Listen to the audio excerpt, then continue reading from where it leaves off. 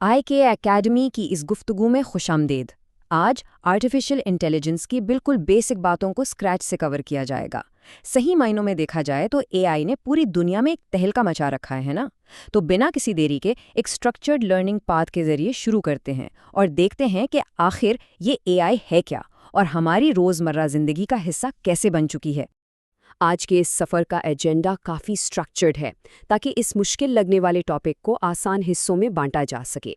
पहले IKI academy में welcome, फिर AI के कोर कॉन्सेप्ट्स और मशीन लर्निंग के बेसिक्स को कवर किया जाएगा। फिर इसके रियल वर्ल्ड एप्लीकेशंस देखेंगे, उसके बाद डीप लर्निंग का इंट्रोडक्शन और आखिर में इस सफ़र को जारी रखने का तरीका। तो चलिए अपने लर्निंग पाथ की शुरुआत सबसे ब्रॉड कॉन्सेप्ट से करते हैं, कोर AI कॉन्सेप्ट्स। असल में आर्टिफिशियल इंटेलिजेंस या AI एक ऐसी ज़बरदस्त टेक्नोलॉजी है जो कंप्यूटर्स को बिल्कुल इंसानी दिमाग की तरह सोचने और काम करने के काबिल बनाती है। मतलब ऐसे काम जिनके लिए आम तौर पर इंसानी जहन की ज़रूरत होती है ना, जैसे पैटर्न्स को पहचानना या हमारी आवाज़ और स्पीच को समझना। देखिए, फेस आईडी से फ़ोन अनलॉक करने से लेकर अपने डिजिटल असिस्टेंट से मौसम का हाल पूछना, ये सब इन्हीं AI मॉडल्स की बदौलत ही मुमकिन हो पाता है। ये एक तरह का डिजिटल मैजिक है। अब इस लर्निंग फनल में थोड़ा और नीचे आते हैं और मॉडर्न AI की सबसे अहम सब डोमेन को देखते हैं, मशीन लर्निंग फंडामेंटल्स। यहाँ एक बहुत बड़ा सवाल उठता है कि ट्रेडिशनल कंप्यूटर साइंस और मशीन लर्निंग एल्गोरिदम्स में आखिर बुनियादी फ़र्क क्या है। ट्रेडिशनल प्रोग्रामिंग में इनपुट और लॉजिक दोनों मिलकर एक आउटपुट बनाते थे, लेकिन मशीन लर्निंग में गेम बिल्कुल बदल जाती है। यहाँ सिस्टम को इनपुट के साथ साथ आउटपुट भी दे दिया जाता है और एल्गोरिदम उन हजारों डेटा पॉइंट्स को खुद एनालाइज करके अपना लॉजिक या मॉडल तैयार करता है। ये प्रोग्रामिंग की दुनिया में एक मैसिव फंडामेंटल शिफ्ट है, लिटरली एक गेम चेंजर। तो ये मशीन लर्निंग असल में काम कैसे करती है? इसके दो बहुत ही अहम स्टेप्स हैं। पहला स्टेप है ट्रेनिंग। यहाँ मॉडल पुराने डेटा से पैटर्न्स को सीखता है।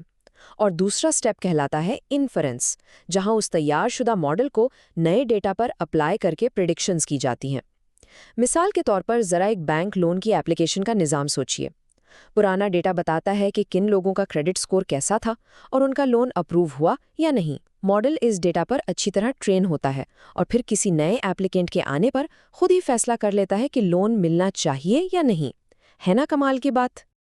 अब डेटा की साख्त के मुताबिक मॉडल्स को ट्रेन करने के 3 प्राइमरी तरीके हैं। पहला है सुपरवाइज्ड लर्निंग, जहां लेबल्ड डेटा का इस्तेमाल होता है, यानी इनपुट और आउटपुट दोनों मौजूद होते हैं। दूसरा है अनसुपरवाइज्ड लर्निंग, जिसमें अनलेबल्ड डेटा से खुद पैटर्न्स ढूंढे जाते हैं।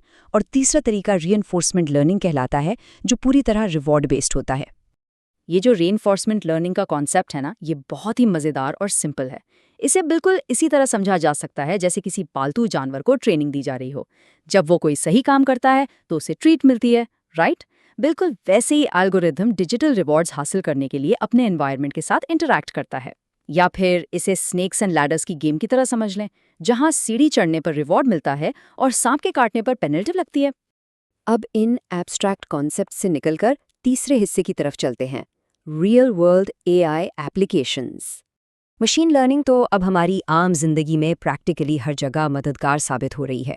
जीमेल में आने वाली फजूल ईमेल्स को ऑटोमेटिकली स्पैम फोल्डर में भेज देना, उबर और मैप्स में ट्रैफिक का अंदाज़ा लगाकर मंजिल तक पहुंचने का बिल्कुल ठीक वक्त बताना, हॉस्पिटल्स में एक्सरेज और स्कैन्स के जरिए कैंसर जैसे मर्ज की ठीक तशखीस करना, और हमारे फाइनेंसेस को महफूज रखने के लिए क्रेडिट कार्ड फ्रॉड डिटेक्शन। ये सब मशीन लर्निंग ही के ट्रेनिंग और इन्फरेंस स्टेप्स का नतीजा है जो कॉन्स्टेंटली हमारी मदद कर रहे हैं। लेकिन यहाँ एक बहुत दिलचस्प सवाल जहन में आता है। मशीन्स के लिए नंबर्स या टेबल्स वाला डेटा समझना तो आसान है, मगर अनस्ट्रक्चर्ड डेटा का क्या, जैसे कि तस्वीरें और वीडियोस, इनको आखिर कैसे प्रोसेस किया जाता है? यहाँ से सफ़र AI के एक बिल्कुल नए और बहुत ज़्यादा एडवांस्ड हिस्से की तरफ मुड़ता है। और वो एडवांस्ड हिस्सा है हमारा चौथा सेक्शन, डीप लर्निंग और न्यूरल नेटवर्क्स।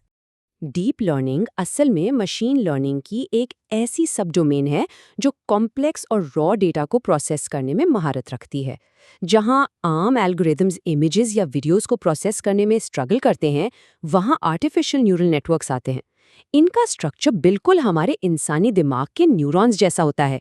ये मॉडल्स फॉरवर्ड और बैकवर्ड प्रोपगेशन का इस्तेमाल करते हैं, अपनी गलतियों को समझते हैं और खुद को कॉन्स्टेंटली बेहतर बनाते रहते हैं।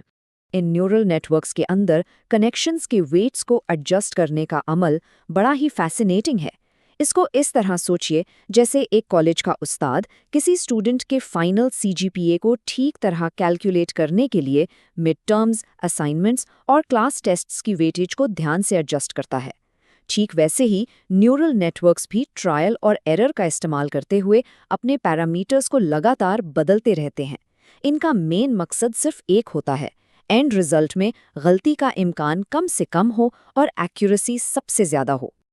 अब आते हैं उस फ्रंटियर की तरफ जिसने आजकल सबसे ज़्यादा इनकलाब बर्पा किया हुआ है, जेनरेटिव एआई। जैसा कि नाम से ही क्लियर है, ये सिर्फ पुराने डेटा को क्लासिफाई या लेबल नहीं करती, बल्कि नया कंटेंट जनरेट करती है। चाहे चैट जीपीटी से कोई नया टेक्स्ट लिखवाना हो या सौरा के जरिए किसी प्रॉम्प्ट पर बिल्कुल नई वीडियो बनवानी हो, जेनरेटिव एआई कंप्लीटली नया टेक्स्ट, ऑडियो और विजुअल कंटेंट तख्लीक करने की ज़बरदस्त सलाहियत रखती है। ये अनक्वेश्चनेबली एआई की दुनिया का सबसे एक्साइटिंग दौर है। और अब आखिरी हिस्सा, इस ज़बरदस्त सफ़र को आगे बढ़ाने का वक्त। इस एक्सप्लेनर को देखने का बहुत बहुत शुक्रिया। मज़ीद ऐसे ही बेहतरीन और इन-डेप्थ ट्यूटोरियल्स के लिए IKAI एकेडमी को यूट्यूब, टिकटॉक और फेसबुक पर ज़रूर सब्सक्राइब करें। हर प्लेटफॉर्म पर नई मालूमात और मज़ेदार AI कॉन्सेप्ट्स मिलते रहेंगे। IKAI एकेडमी के इस सफ़र का हिस्सा बनकर आर्टिफिशियल इंटेलिजेंस में महारत हासिल करना अब बेहद आसान हो गया है। लेकिन जाने से पहले एक आखिरी सवाल, अगर मशीन्स वाकई बिल्कुल इंसानों की तरह नए ख्यालात तख्लीक करने लगें, तो फिर इंसानी तख्लीक का अपना मुस्तकबिल क्या होगा? सोचिएगा ज़रूर। मिलते हैं अगले एक्सप्लेनर में।